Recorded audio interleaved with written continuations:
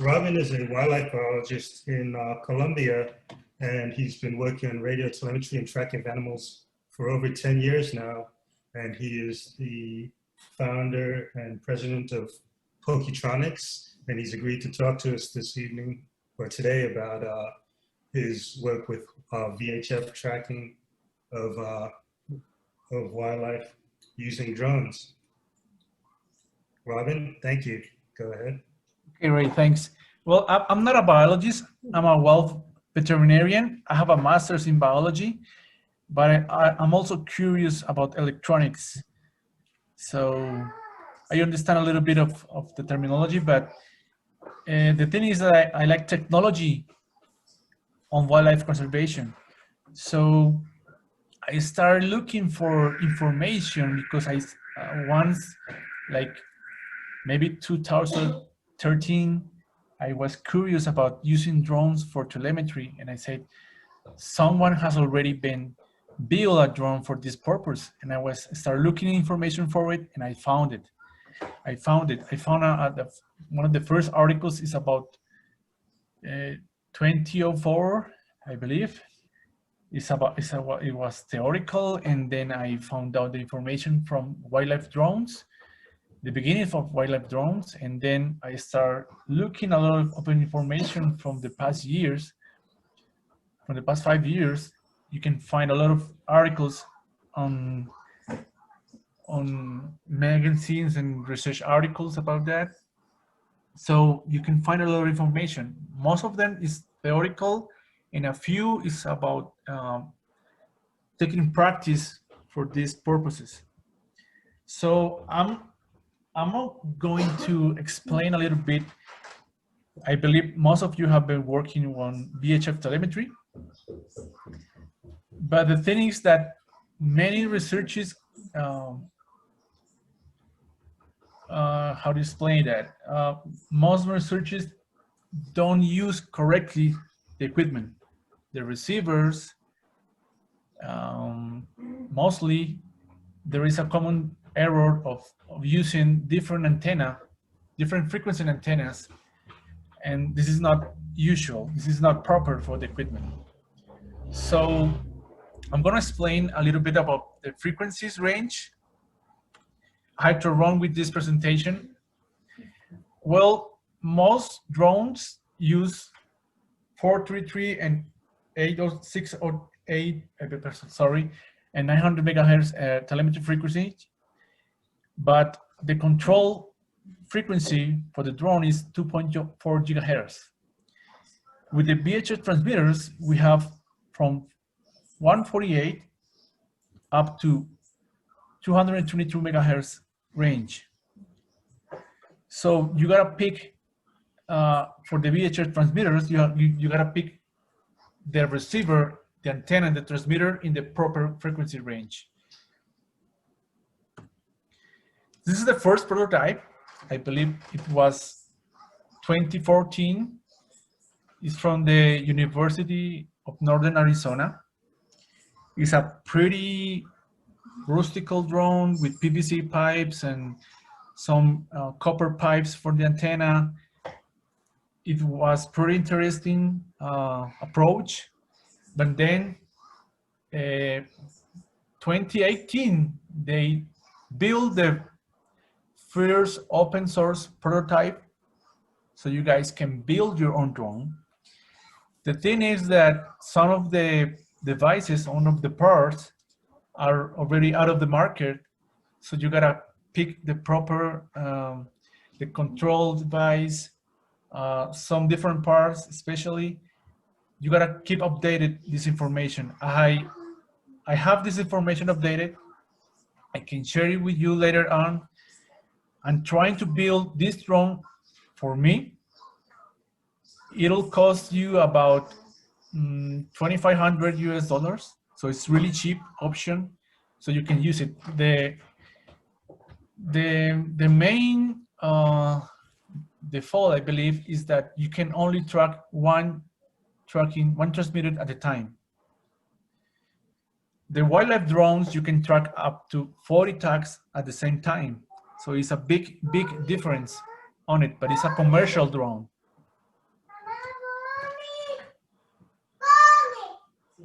So you can find in this web page from Northern Arizona University the open source solution. So you can look up the whole information. You can find the whole documentation of it, article publications. I have been writing to them. I haven't get a reply yet because I'm still curious. I believe you can only track one device at a time. I asked this and I haven't get a reply yet. So you can find the whole information in this web page. I want to show you a small, I believe if you guys know this option, I'm going to let you see how it works.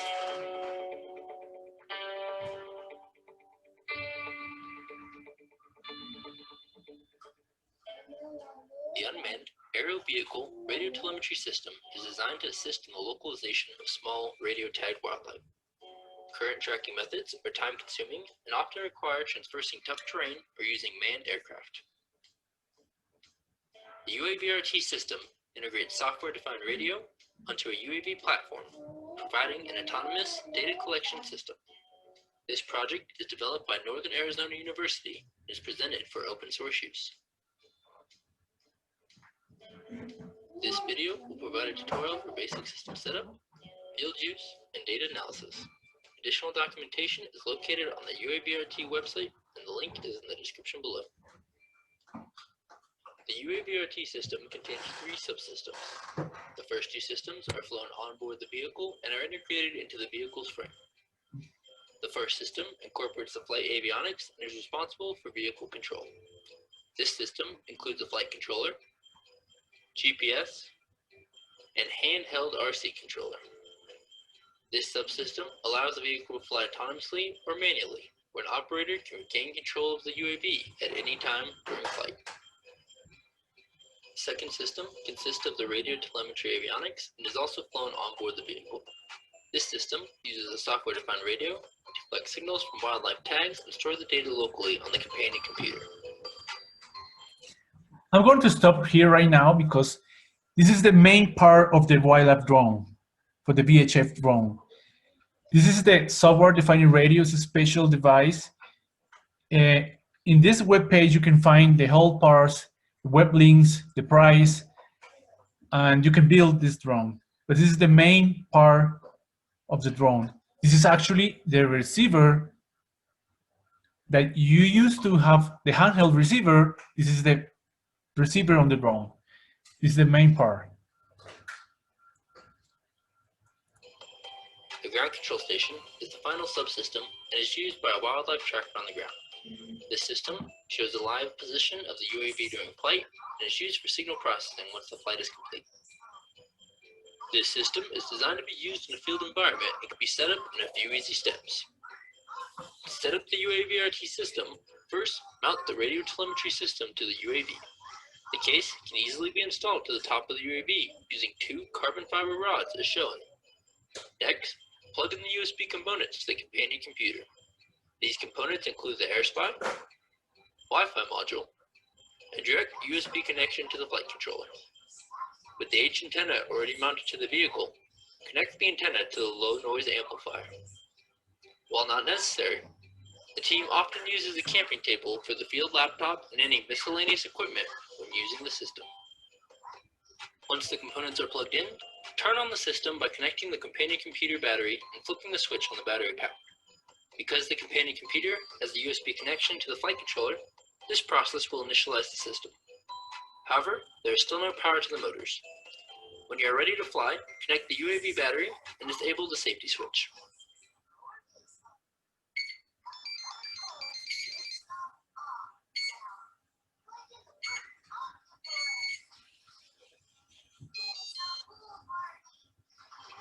Once powered on, the flight and radio avionics can be accessed remotely via the ground control station.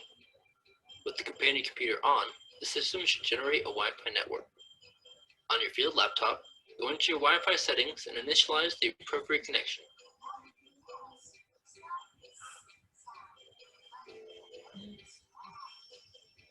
Once Once the Wi-Fi connection is established, open the MATLAB GUI and select Connect. This GUI will establish a UDP and FTP connection with the vehicle. If successful, you will see the terminal window print Connection Successful. This connection will be used later to remotely start and stop the radio data script. To receive UAV updates and create autonomous flight plans, first connect the 915 MHz radio. Once connected, navigate to Mission Planner on your laptop and open the software. To connect to the UAV, navigate to the top right-hand corner and select the appropriate COM port for your radio. Note, if you do not know the port, select Auto. Once connected, you will see live updates regarding the vehicle. While complete vehicle parameter setup is available on our website, make sure to set the proper flight modes. To set the flight modes, go to the Initial Setup, Mandatory Hardware, and drop down to the Flight Modes tab. For safety and ease of use, the team sets the flight modes to Stabilize, Auto, and Return to Launch, as seen here.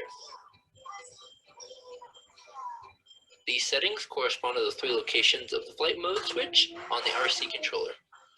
Note, these options will not be available to you if your RC controller is not powered on. Once the system setup is complete and the network connection is established, you're now ready to use your system.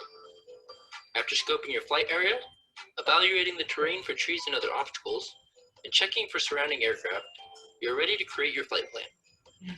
In Mission Planner, select the Flight Plan tab and move the map to the desired location. Flight plans are created by selecting different waypoints. While the software has the ability to generate predefined circles and even survey grid patterns, this tutorial will show an example for a custom loiter turn flight. To create the flight plan, select a waypoint location and change the drop-down option to takeoff. Because this command does not depend on location, you can select anywhere on the screen. Be sure to make sure the default altitude is set to relative, as this will save you additional work later. Next, select the first waypoint you wish for the vehicle to fly to. Note, you can move this waypoint after your initial selection if you choose. From the drop-down menu, select Loiter Turns. This option will allow you to select the number of turns you want the UAV to complete at that waypoint, as well as modify the altitude if desired. From initial testing, the team has determined that 3 turns is usually enough to collect the necessary radio data at each point. However, this number can be modified depending on your field environment. Continue this procedure for however many waypoints you desire, but remember, your maximum flight time is approximately 25 minutes.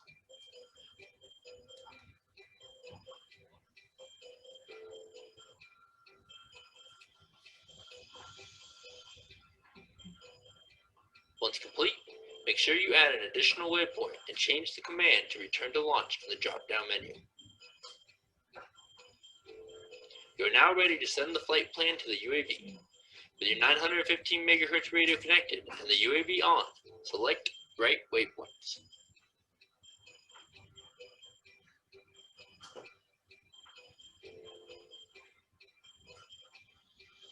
Once the UAV receives the flight plan, you can start the radio collection on board the UAV. Simply switch to the MATLAB GUI and press Start Radio. You will see the phrase Using AirSpy in the terminal where the radio has started collecting data.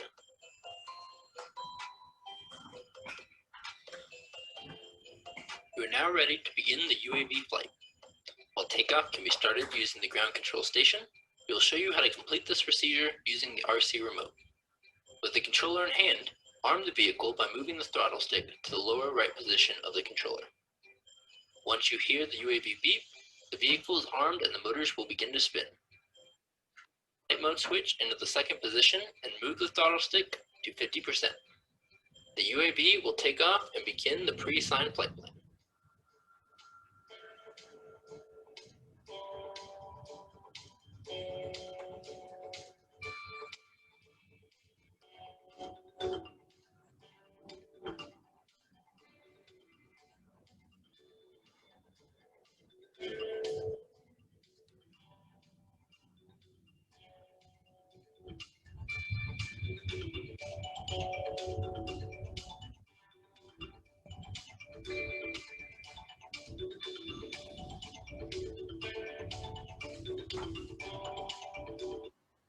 Once the UAV has completed the assigned flight plan, the vehicle will return to its launch location. After the motors turn off, the UAV is unarmed and it is safe to approach the vehicle if needed.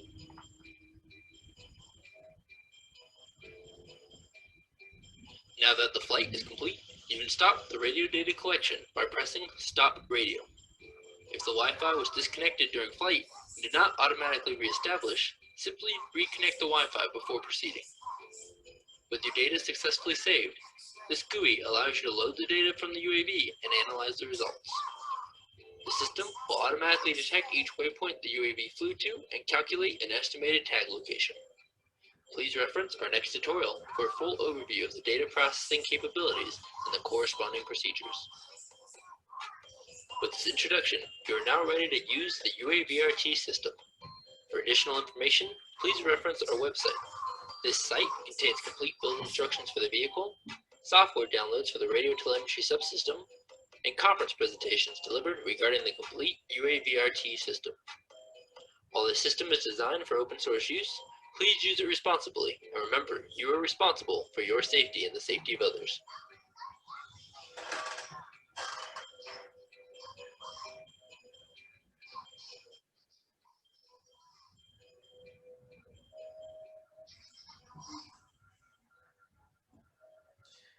So as you see, it's a pretty interesting option for you guys for do VHF tracking using a drone. Have you guys had the chance to look up in the webpage all the information?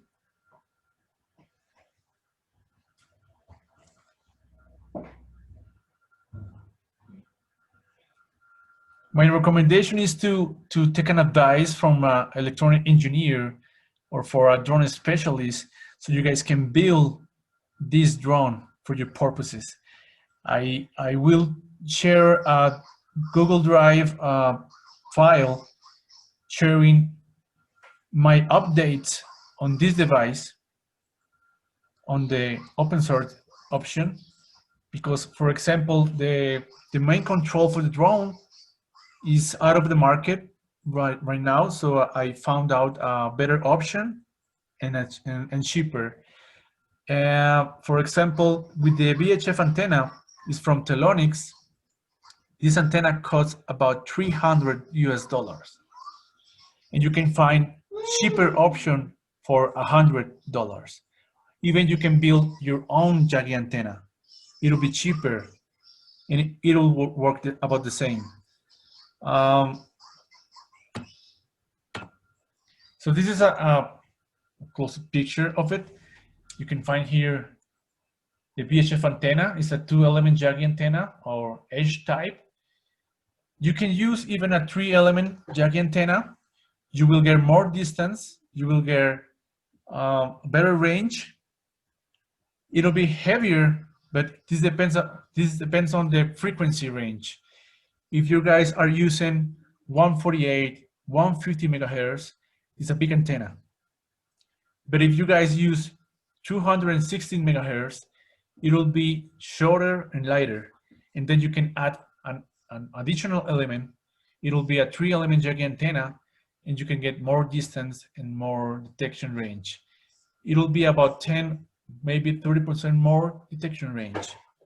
So, and another thing is that they're using a really high, I believe it's a 20,000 milliamperes battery.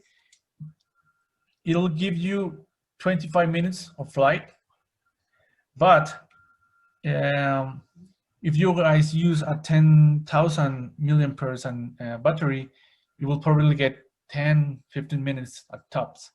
So it's up to you. Either you can use a lot of spare batteries to do several flights. As you see, the drone is a carbon fiber frame. It's important to use carbon fiber frames, not to use aluminum frames. Any metal can interfere with the signal in the antenna. So I'm gonna show you several papers, just a quick look to show you that there is a lot of information on the websites, on different websites, on different review papers, magazines, database, etc. This is last year's. Actually, I believe this is from Wildlife Drones, one of their prototypes at the beginning. As you see, they have different types of antenna. It's a big drone, it's a big payload, but this is for the same purpose. Even I had found that they use regular receivers, handheld receivers, but I don't believe that this is a proper way to use a drone with a regular handheld receivers.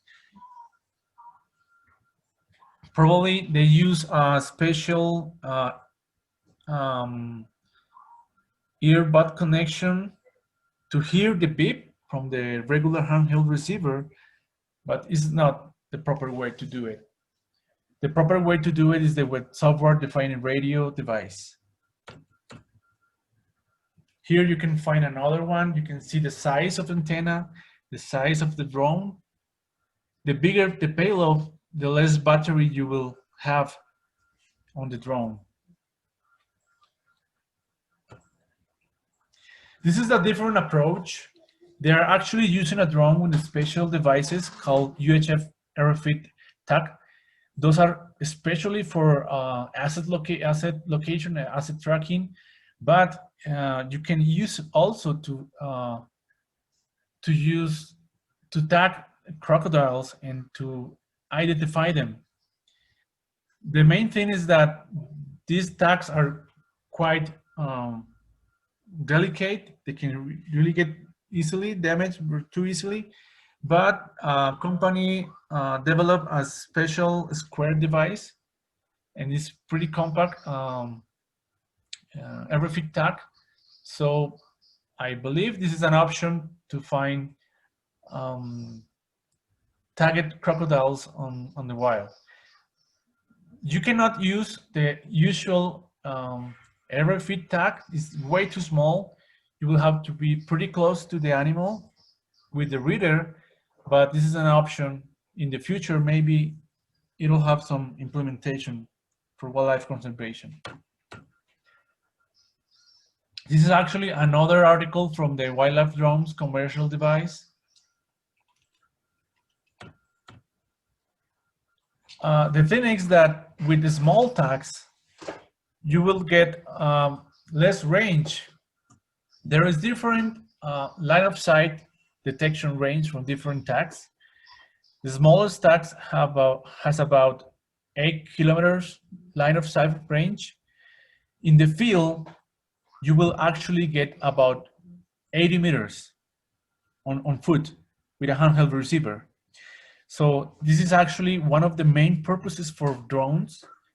You can detect, it's way too easy, flying a drone over the canopy, over any obstacles. The higher, the better distance you will detect. So the first approach for wildlife drones was tracking some parrots and birds.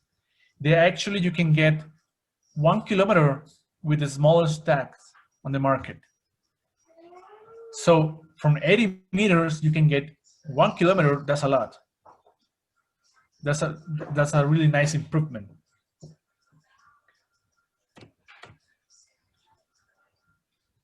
You can keep finding articles and so many reviews, so many options, but the most advanced options are wildlife drones and the Arizona University, the Northern Arizona University options are the most advanced.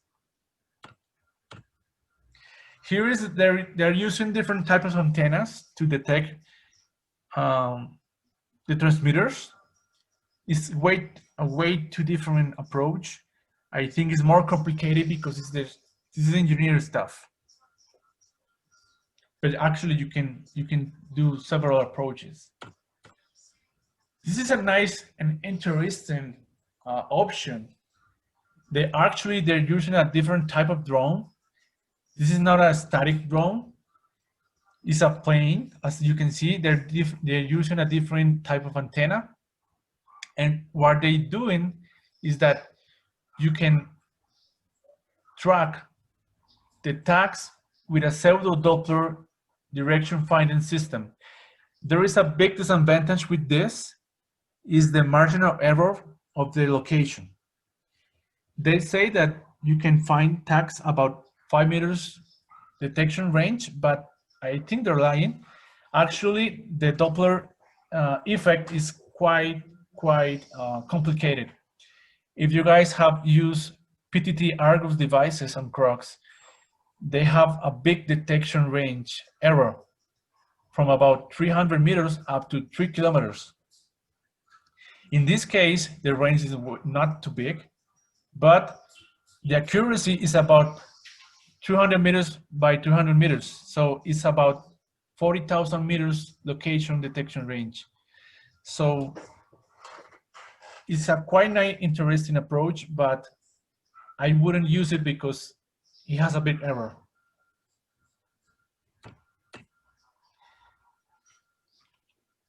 You can find in articles a lot of options, but as I say, the most advanced option are the wildlife drones and the open source solutions. So I can share all these papers to you on a Google Drive file.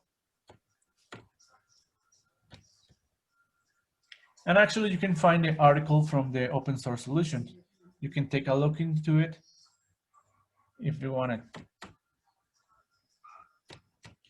So the important here, let me stop this. We're out at Mulligan's. The important thing here is to find the proper drone frame, the proper configuration to carry on the payload.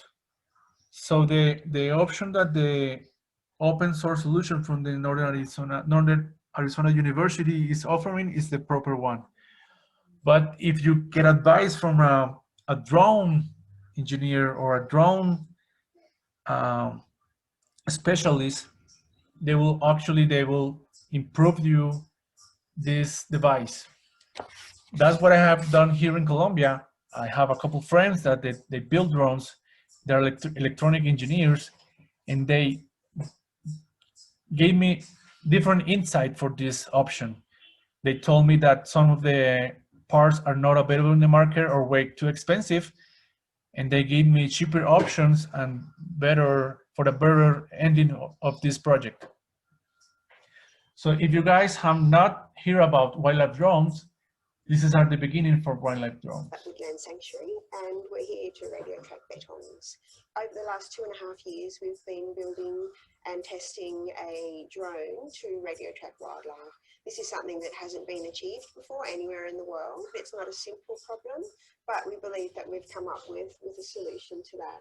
What we've done is bought an off-the-shelf drone and taken the camera payload off that drone and replaced it with a custom receiver system. It enables us to fly a very small, lightweight and portable drone and go anywhere in the landscape and track wildlife in any number of areas.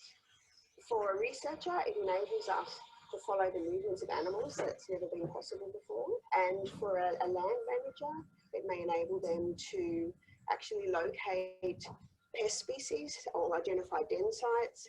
And although that is possible from on the ground, if we can do it in a more efficient way and without as much manpower required, then we can reduce the costs and increase the efficiency of those management techniques. So if you've got two operators working and they can do that, put the drone up and do that in sort of two bursts of 20 minutes or something like that, tracking of that type would have taken you half a day or more. So you can see if the technology can work, it's going to save us so much more time, and we could track more betons or whatever other animals using that technology. Because it is such a flexible system, it can be applied in so many ways in different circumstances. So I think the future is bright. We've had interest from all around the world in applying the system. We need to get it fine-tuned, but you know, we've achieved more than we've achieved before. So it's been exciting. So this is actually from 2011 video from Deborah. Deborah is the CEO actually from Wildlife Drones. Now they have a really interesting option, a commercial option. They only rent the payload. You can actually here see the drone. They don't rent you the drone. You have to rent or buy the drone. It's quite expensive drone. Here in Colombia, the DJI 210 Matrix 210 drone costs about $1,500,000 US. So the payload is quite the more advanced option now.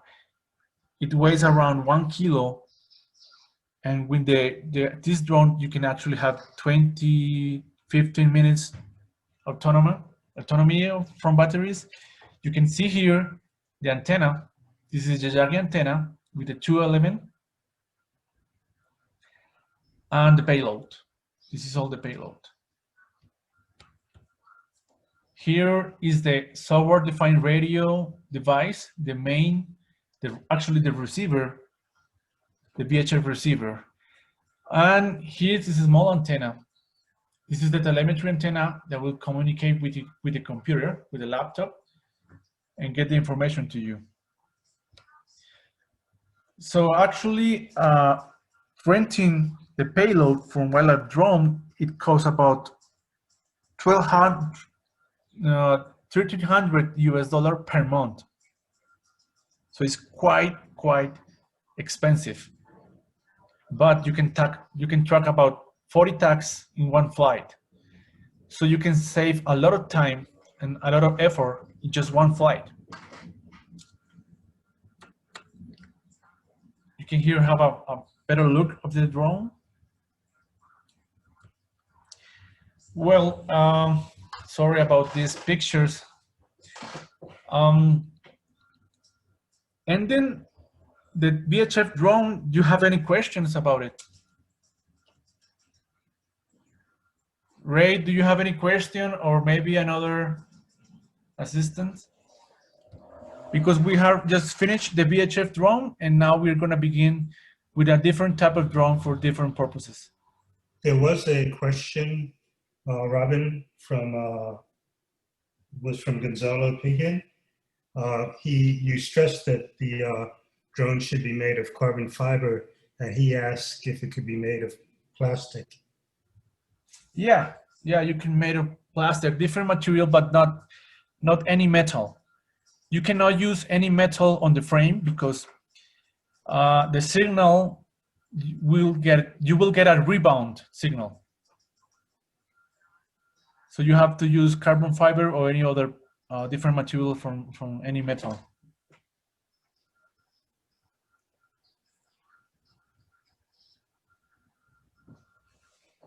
Okay, I do not see any other questions in the chat. So if you want to continue, Robin. Because we are just finished the best two options for the open source option and the commercial option. So it's up to you. I know you guys are into open source solutions, so you can start your project. I can share you the information that I have been collecting. I've been improving some devices, some parts, so I can show them. So now we're going to begin a different approach for using drones for data retrieval.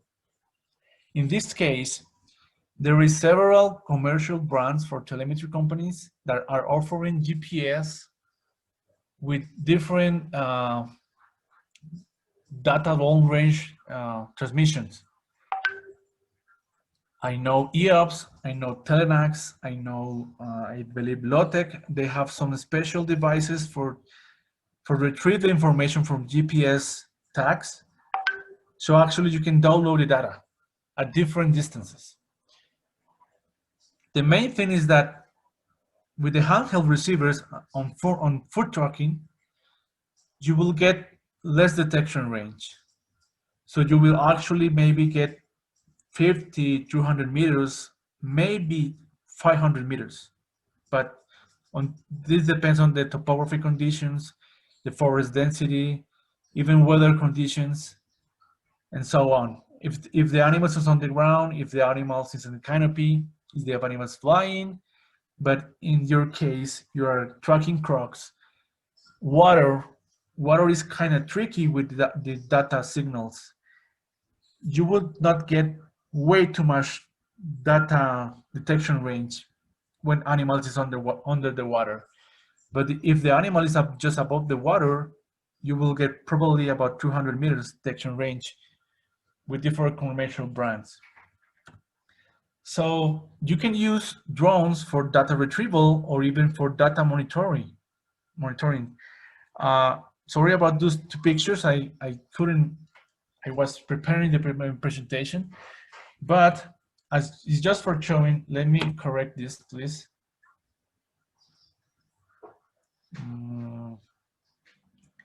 I was trying to show you some pictures of drones that you can find on the market, or you can build your own drones for data retrieval. So I wanted to show you that actually there is options. There is several options for this.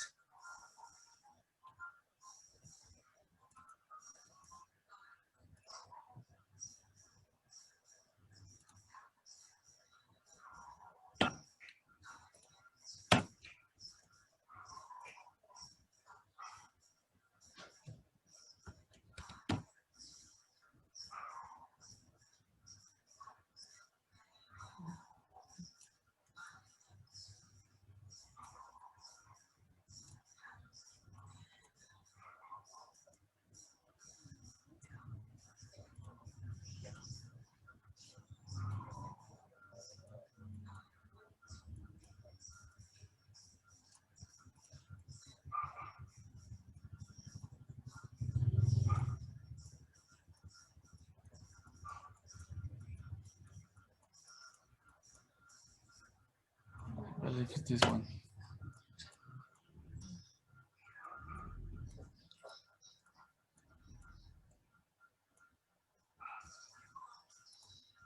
Yes, okay.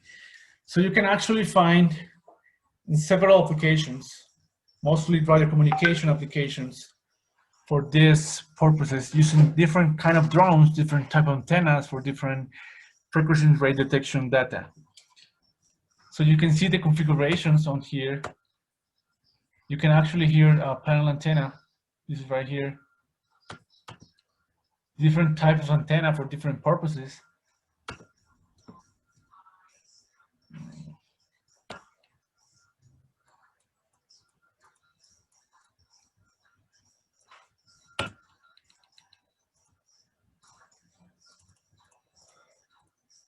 Oh.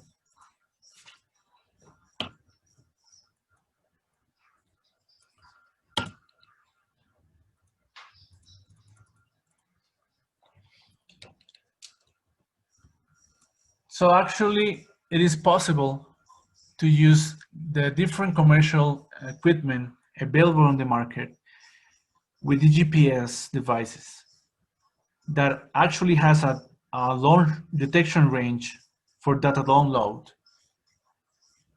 The tricky part is that it depends on the device. As I showed at the beginning, one of the main frequency range in drones is 2.4 gigahertz, and most of the GPS devices work on this frequency of about 900 megahertz. So you may actually have an interference with the drone communication and the data retrieval device. So you have to do trial and error essays.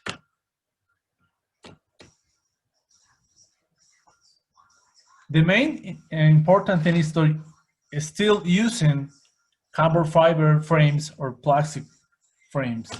Do not use any metals. So you can actually hear one of the biggest examples that I found was this device. This is a spectrum analyzer drone that they use in airports and also for radio communications towers. So actually what I was trying to explain is this part.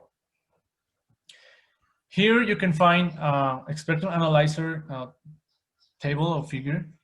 You can find here the Wi-Fi spectrum frequencies. Here you can find the drone working frequencies. And here also you can find some Bluetooth working frequencies. But also you can find it in this area, about 2.4 gigahertz. You can have interference. And this is a tricky part. It might work, it might not work. But since you have a big range of frequencies, you have to give it a try. Mostly the tricky part is this is an electronic term. I don't know how to explain it, but it'll depend about the like the force of the signal. If the signal is way too strong, you will get an interference and you might not download the data. So actually here is another example for using a special receiver device that is a tablet, and the antenna, that is actually not a reader, it's just antenna, that you can use the drone, fly it up, and try to download the data. Also, another tricky part is to find a proper commercial device that it has an autonomous data download. Because if you have to dial or you have to push a button, then it won't work, right? So actually one of these commercial devices that have been using a lot is from Mexico. It is the company's name, Telenax. They actually have an Android application that is called TGI app. You cannot find this app on Google Play. It's not available yet commercially. You have to buy the tablet that is actually a modified tablet. You can see here they have improved connector, so you can attach these two types of antennas. This is a panel UHF antenna of 2.4 gigahertz. This is a Yagi antenna. Both antennas behave similar. You can get detection range about 500 meters with no obstacles. But if you have forest density, if you have some topography, you will probably get about 200 meters. So actually, and with this application, this device has an autonomous data download option. So you can have 100 tags. You set it up, the autonomous data download, and you will download the 100 tags information. It's actually, I believe is the, I don't know of the commercial ones, but so far I know that this is the only one option that is offering autonomous data download. You can look up in the YouTube channel that they have, how is the TGI app working. You can configure it a device, set it up a device, totally wireless. You don't need any cables or stuff like that. I have used this device on foot tracking, and I have get 200 meters detection range and data download. So 200 meters is quite enough, quite interesting. If you use a drone with this device, you will probably get more than 200 meters, but you won't be using that distance flying a drone, because you probably can fly upon cracks about 20 or 50 meters above the ground, and you will get the detection range and the data download distance. Another option they have is that you can buy the TGI app and you can download it to your mobile phone. The thing is that this app doesn't run in all the tablets and doesn't run in all the mobile phones. So you have to be aware of that.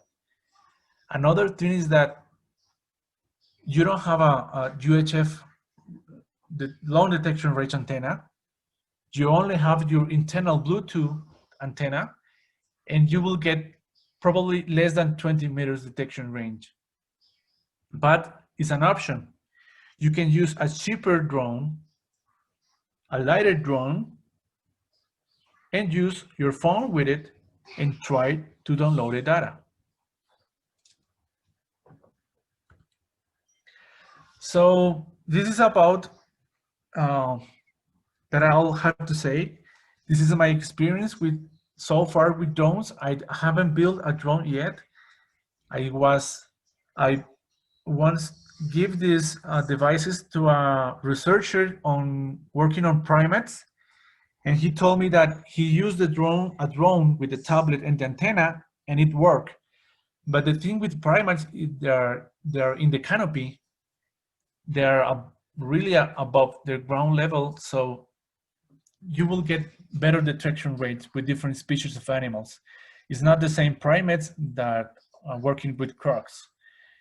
The thing with crocs is that they are mostly of the time on the water, and water is like a mirror for frequencies.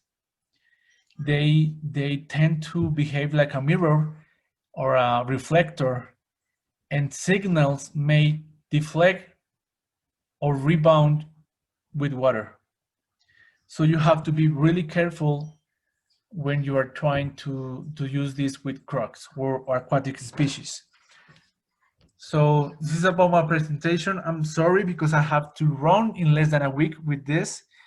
I had this in mind for my project. We are about to track in a new project some bats and birds, small birds. And the thing with this species that you have to use really, really small tags, and you don't get really nice detection range on foot. You get about 80 meters, 100 meters, maybe at 100 meters, but if you're lucky. So we are planning to use the drone in this project probably next year. So that's why I'm trying to build my drone for this. And I started reading about it, I started looking information about it, and I found the open source solutions from the Northern Arizona University. So if you guys have any questions, I will be happy to answer. I will share my Google Drive information about drone articles and all that stuff.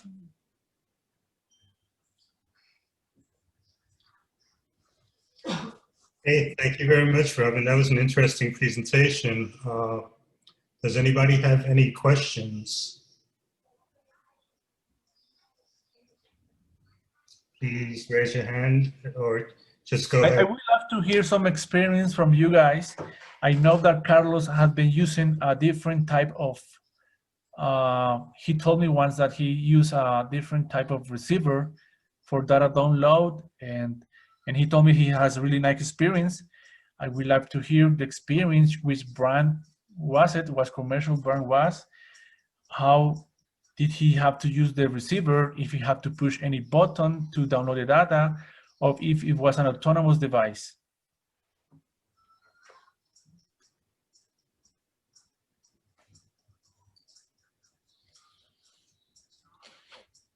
That's a great question. Unfortunately, Carlos's internet seemed to have dropped again, and we don't have him on the call to answer that. He didn't pay the bill, I believe. Yes, I think he's at his university, so they didn't pay the bill.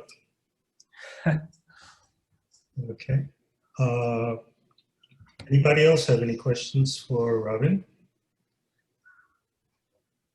There was another comment about the carbon fiber in the chat from Anna. She noted that due to the lightness of carbon fiber, it also gives you a longer flight time. Yeah. And I was wondering if you don't get any signal attenuation from the carbon fiber. No. Okay. Carbon fiber will not affect the signal detection. or any other plastic or wood, the only materials that will affect the signal are metals, aluminum, iron, copper, gold. Any other metal can affect or reflect the signal.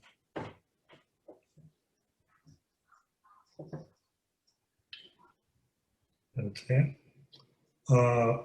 Were you planning to share that link in the chat, Robin? What's that? The link from the Northern Arizona University? The link to the open source material. Yes, let me get it. Okay.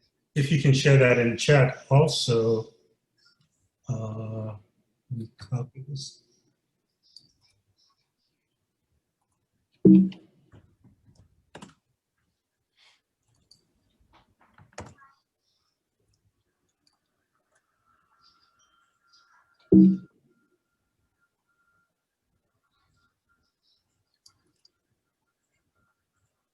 I'm new with this stuff. Yes. Where do I find the chat so I can share the link? If you go to participants, actually along the bottom of your screen, there should be participants and chat.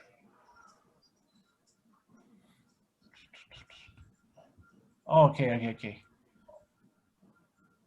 And we can also, if you've got it there, you can just post that to everyone.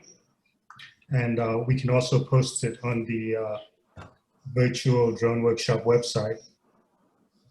Yes, you've got it there. Ready? Yeah, the good thing about carbon fiber is it's way too light. It's lighter. So the lighter the drone, the more autonomous time you will have. So go for carbon fiber. You actually can find lots of carbon fiber frames option for drones.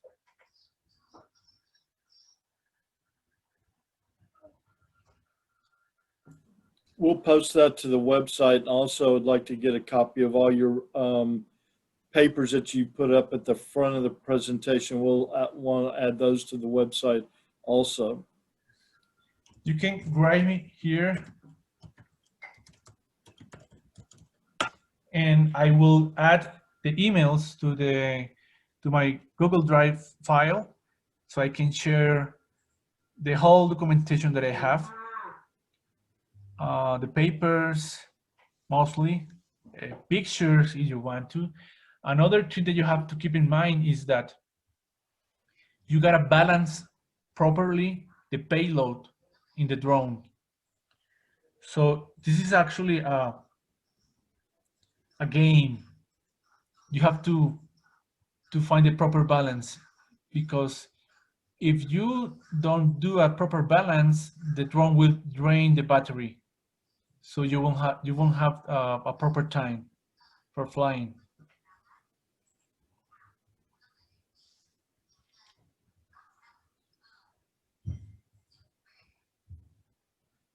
So it sounds like it's quite a trade-off. It's a decision that someone has to make if they want to spend the time doing all of this or buying something off the shelf. And it seems like you make a decision based on your resources. Yeah, but my advice is to have a companion from a drone specialist or a drone engineer or anybody that likes drone and know how to build them, because I don't know about building a drone. I can learn about it, but I have my friends and they told me, yeah, this is possible. We can do it. We'll do it for free. That's the good stuff. So I will get a drone for about $2,500 US with the VHF system. So it's really cheap. It's really cheap. Instead of trying to rent the payload from Wildlife Drone, but I know the limitation of the budget. But I know that the Wildlife Drones is a way advanced option because you can track 40 tags in one single flight. If you're tracking 20 crocs, that's the better solution. Because if you're trying to do the open source for tracking 20 crocs, 40 crocs, you have to do lots of time, lots of flights. You will have to have a lot of spare batteries with you. And you will spend probably most of the day trying to tracking the 20 crocs. It's because you have a limitation on time with the battery. You have a limitation with the range with the drone, but you will eventually get the information. So it's up to you guys. Because I quoted the commercial drone, the wildlife drone option for a different project, and they can charge you a different amount if you're tracking. You have a tracking project for about 1 year. If you're tracking for 4 months, it's a different amount. But the good thing with crocs is they're way too big. They can carry a really nice VHF transmitters. You can have probably more than 1 year of tracking. So you will spend about $1,300 per month with the payload, but then you have to rent the drone or you have to buy the drone. That's way too expensive. Because I quoted the DJI Matrix 210 drone here in Colombia, and it costs about $1,500,000. That's a lot of money. How much was that? The DJI costs about 50,000. I'm sorry, 15,000.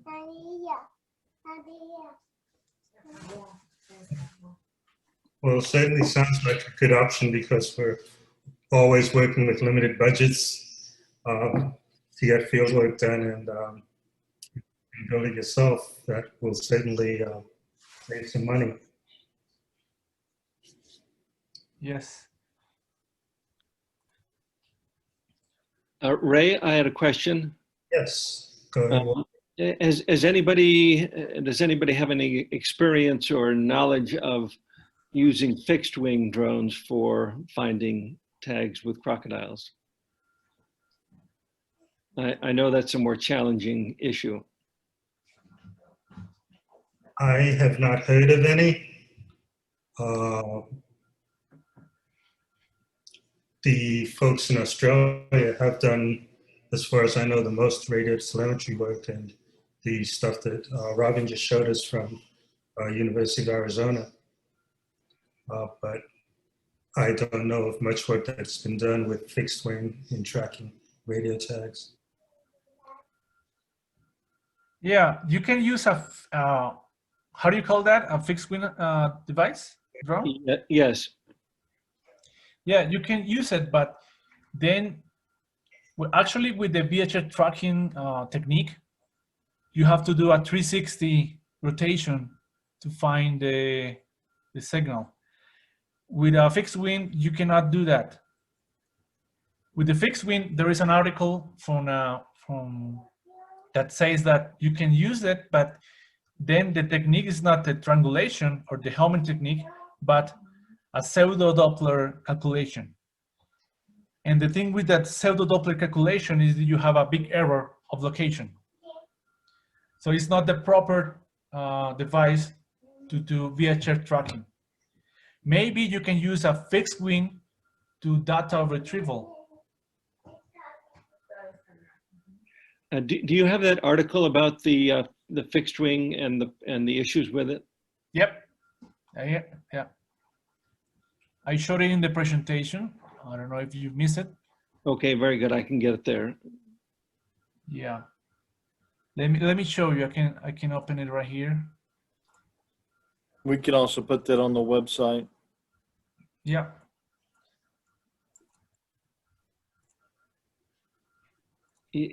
Duke University is actively working on the issue, but it's been quite a while, and they haven't been able to break the code on it yet. It's tricky. But they are working on it. This is the article.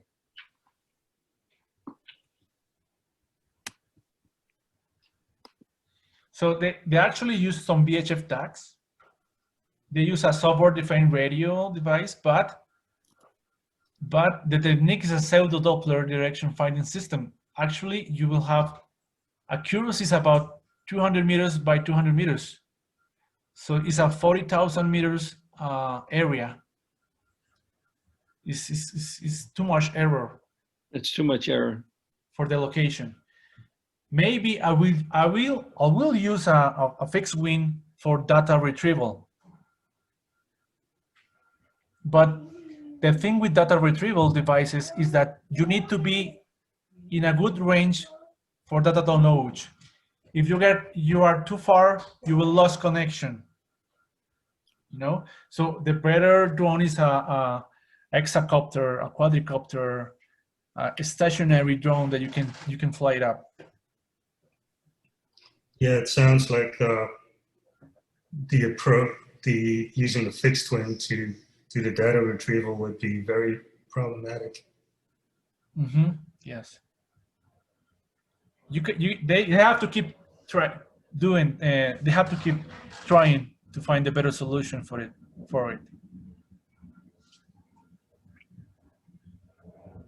Okay. That was great, Robin. Are there any other questions? Yes, I was wondering if any of you Go have ahead, used, Walter. Oh, I just wanted to ask if anybody had any knowledge or experience with what are called Icarus tags. I'm not familiar with them. Anyone? Can you repeat the tag name again? It's Icarus, Icarus. oh, Icarus. Yeah, Icarus, and it comes from Yeah. Germany. Yeah, they're still on trial. They're still on trial. This is more specific for birds because it's a small tag, and they're using the special the EEL special station. So actually, you have one receiver, and the tricky thing is that the station passed way too fast, and what I heard of some researchers that got into the trial devices, it wasn't that successful. They still need more years to develop a better device. And what were they tracking in that case where they were not successful? Birds, Birds. yeah. And when did that occur? That happened. I was talking with the person with the researcher that did it 2 years ago. 2 years ago, okay. But I believe the trial version was like 2017, 2016. Icarus is mostly for birds because you have different options for tracking crocs. You got GPS Argos device, you got GPS Iridium device, you got GPS with data long range retrieval. So you have better options.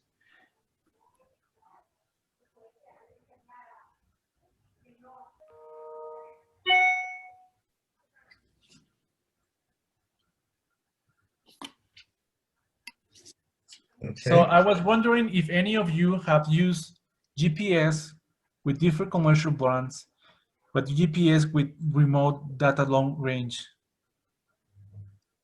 From Lotec, from Telonix, from EOPS, from Telenax, from Sirtrack. This is Brian.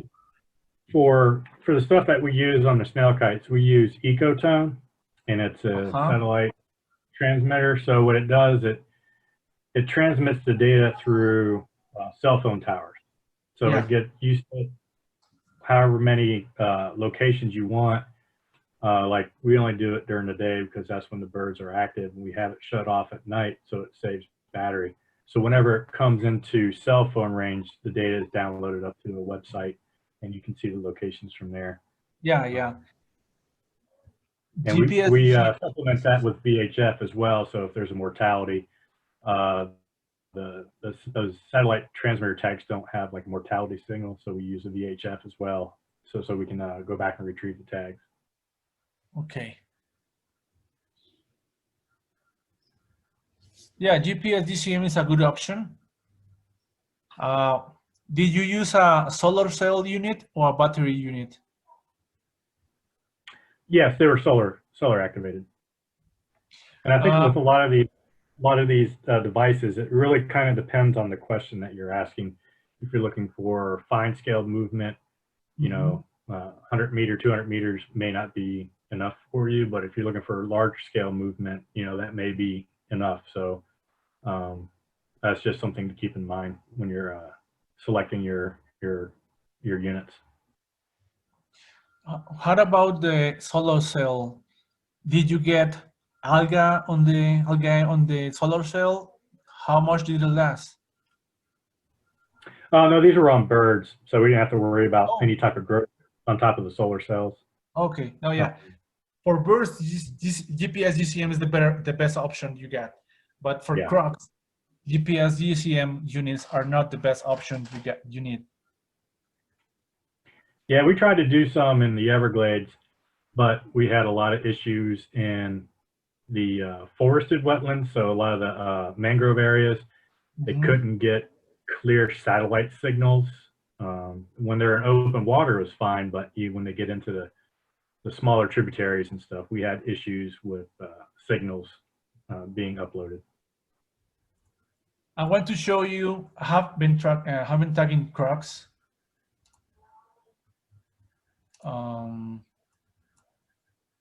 Because you have to consider the following items. I recommend using, no matter the device, the brand, if you want to go for GPS devices, you have to ask for an aquatic sensor. What is an aquatic sensor? An aquatic sensor is a special device on the GPS that when the animal is on the water, the GPS will turn off.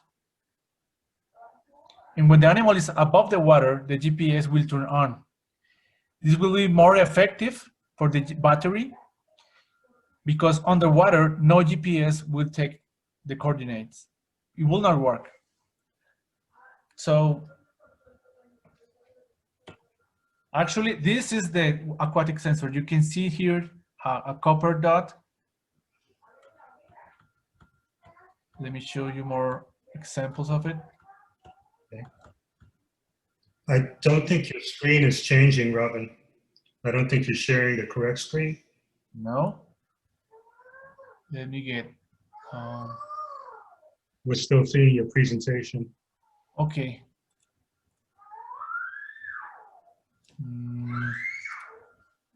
How about now? No. No, we're still seeing your papers and articles from the presentation.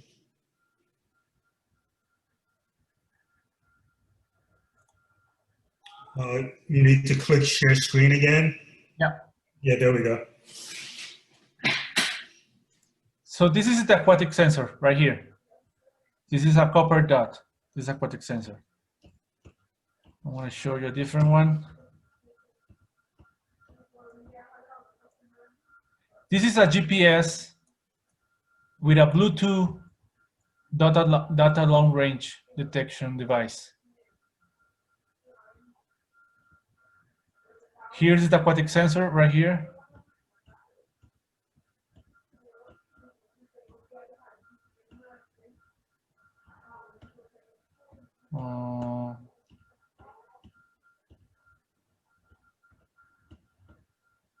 Here is the aquatic sensor.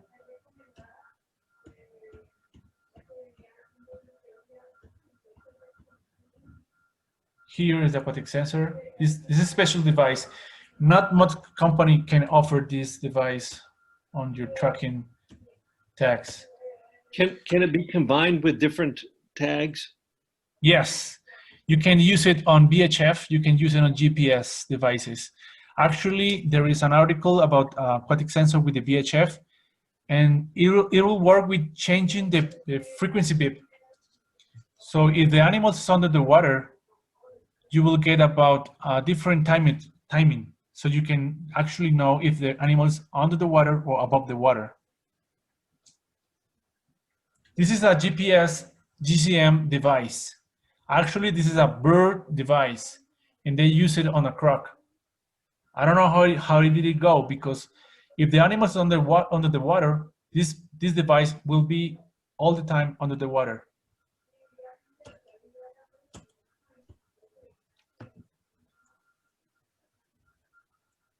So I don't know if you guys have any more questions.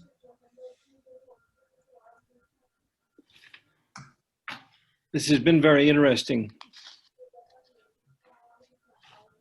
Yes, thank you. There are a lot of people thanking you in the chat, Robin, and we'll look forward to receiving that material from you to post on the website. Yes. Let me get another picture for you so you can have a better here. Are you looking at the screen device? No, we see este material es propiedad de la Fundación Nativo.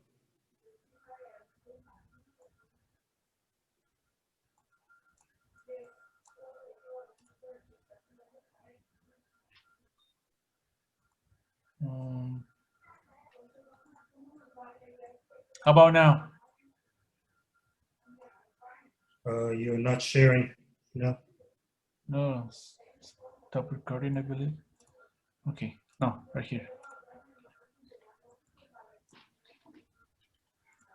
Now we This see it, yes. Thank you. is a GPS, What is it? a GPS or Bluetooth device from Telenax. Here is the aquatic sensor, right here. This is a GPS antenna, and we set these devices on caiman crocodilos. We set them up. So this is a nice device for a croc. If you don't want to go for GPS Argos or GPS Iridium device, you can find this commercial device with Telenax. This is the one that works with the tablet and the TGI app.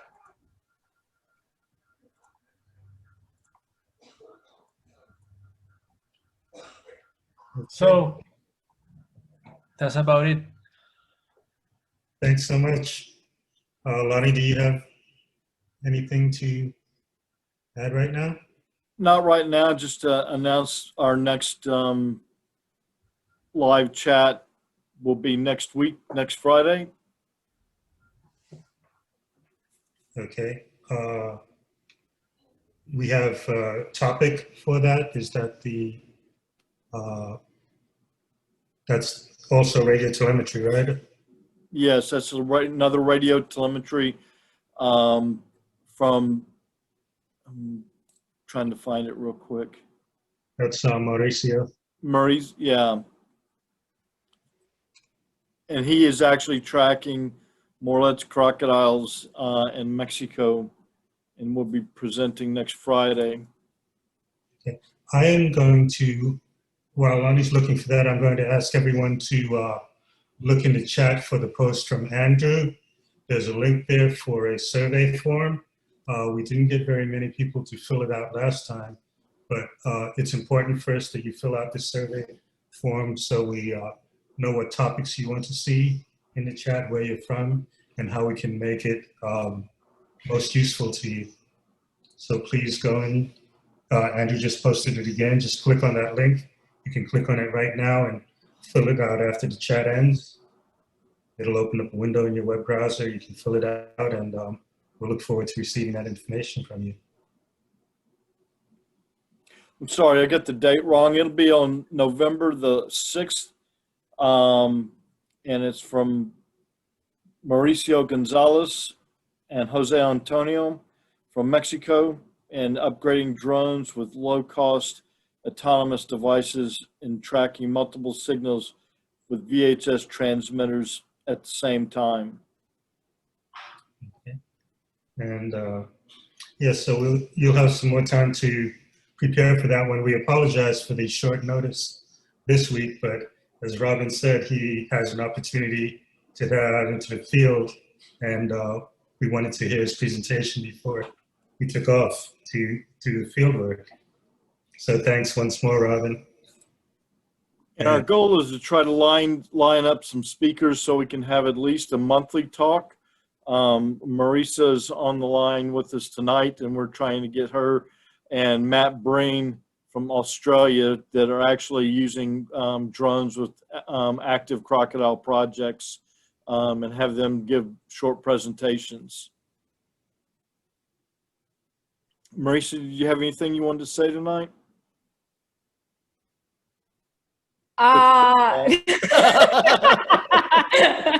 Jump right in.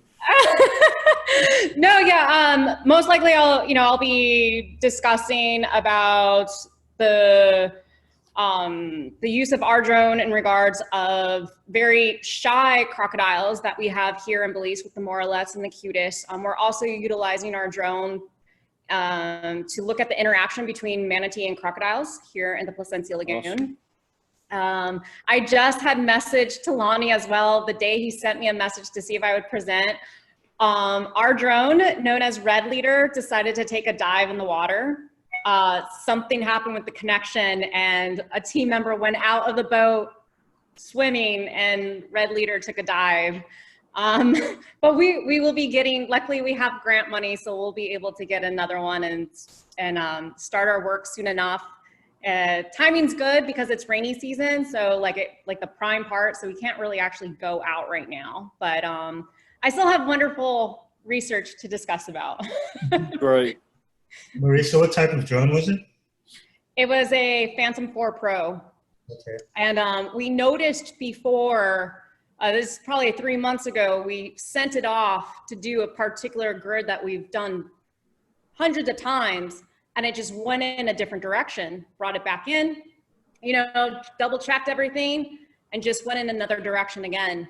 And it just ended its planned grid early. So speaking with someone, they were mentioning that it's possible there wasn't enough satellites in the area, and so that's what probably what contributed to the loss of connection. But we sent an email to DJI or DJI Go, as well as the other app that we were using, just to kind of give them the information. Maybe they can problem solve to try to prevent this from happening again. So, yeah, that's one of the things we'd like to cover in a future workshop, because when you're using these things happen, and there are all sorts of causes, loss of signal. I don't know if you use an app called UAV Forecast. We have not used that one yet. It's a free app. You can get additional features if you pay for it, but it also gives you a KP indication, which is Geomagnetic Storm Index, which I have it set for, if it's above 4, I don't fly, because that indicates a possible interference with GPS signals. Marisa, I know you fly down in Belize, and I'm not exactly sure where you fly at, but I know that there's a lot of yachts and other things. Were there any big boats around where you were flying, or? In this particular area, no. It is near a very tiny airport. Yeah. I don't know if that would have anything to do with it, but at that point we were in both scenarios. There was not a lot of boat traffic. Okay, because I've noticed, I've heard, with the times I've been in Belize, I've seen some pretty good size private boats, some of the bigger cities, but actually flying up here in New York near the East River, I've noticed interference with both a Phantom and a Mavic when some of the more expensive yachts come by. And I don't know if they've got so much radar and radio gear on, if that's interfering, but I've noticed it several times when private boats have come by. That's really interesting that you say that, because one of the spots, I mean, we're not that close, but we are near a big shipping port. So, I mean, and who knows, I mean, there's tall mangrove where we're at as well. So, I mean, for all I know, a big boat was passing by and we had no idea. Right. So that's something to think about, and just kind of go back with my team as well and try to figure out the possible issue. Thanks. Sure. That's great.